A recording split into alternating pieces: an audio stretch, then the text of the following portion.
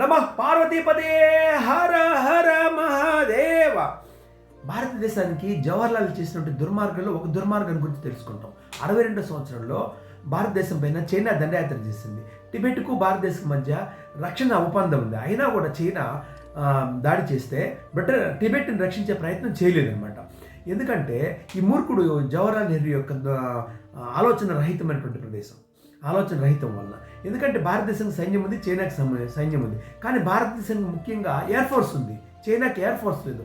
China పైన air ఫోర్స్ను ఉపయోగించమని భారతదేశానికి సంబంధించినటువంటి ఎంతోమంది చెప్తే దాంట్లో జగన్మోహన్ నాథ్ అనే వింగ్ కమాండర్ కూడా ఈ విషయం తెలియజేశారనమాట. వాళ్ళందరూ చెప్తే వినలేదు. ఆ కారణం చేత భారతదేశము చైనాకు 37,244 స్క్వేర్ కిలోమీటర్ల యాక్షన్ వాయి, అక్షయ క్షేత్రము, యాక్షన్ వ్యాలీ, శాంక్షన్ వ్యాలీ ఇటువంటివంతా కోల్పోవడం జరిగింది. అంతేకాకుండా టిబెట్ పూర్తిగా చైనా యొక్క సరెండర్లోకి వెళ్ళిపోయింది. ఇది ముఖ్యమైన విషయం.